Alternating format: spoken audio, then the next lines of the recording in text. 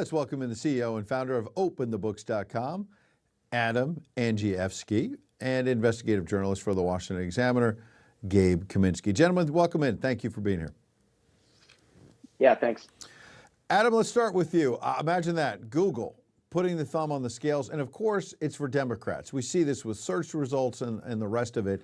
It's kind of remarkable how much big tech tries to influence these elections. I mean, we saw it with Twitter and Facebook in 2020 in terms of suppressing news, suppressing stories that were going to damage Joe Biden, and Google's doing much the same.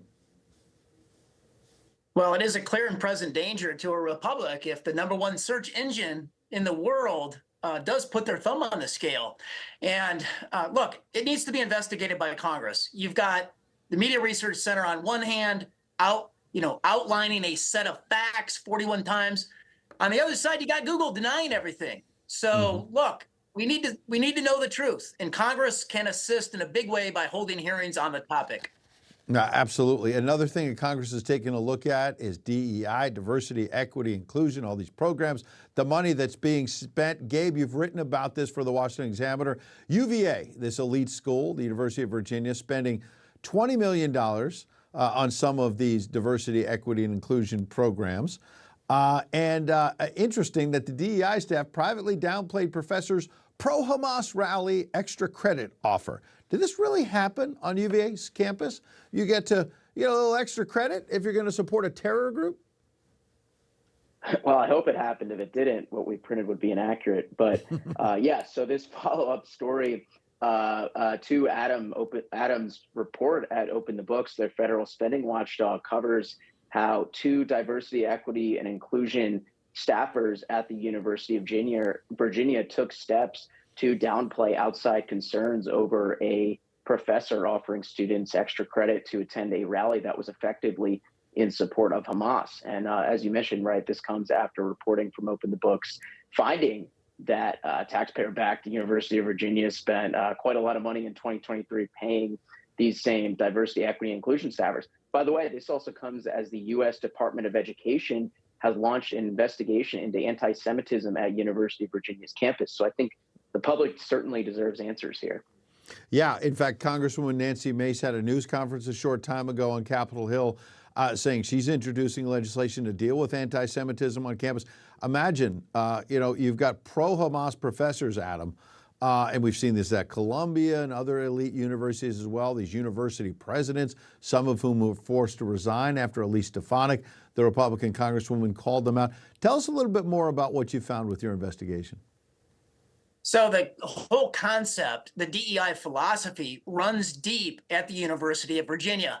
And Ed, keep in mind, this is the flagship university in Virginia founded by Thomas Jefferson, author of the Declaration of Independence. All men are created equal.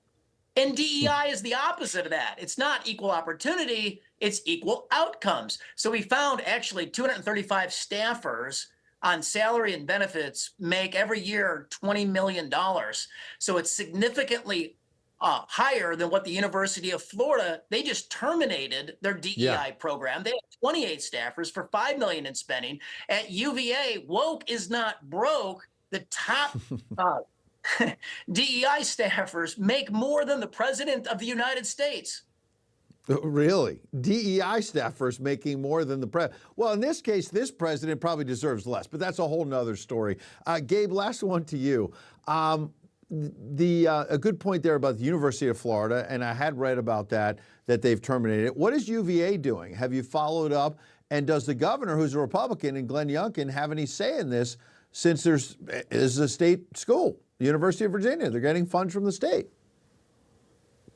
Yeah, look, that's something that taxpayers in the University of Virginia and many public parties are looking into. Obviously, Glenn Youngkin appointed an individual to the Board of Visitors. But look, we reached out to the University of Virginia in connection to those professors downplaying pretty openly criticism over that extra credit offer. The university does not determine that framing was accurate. They actually dispute that.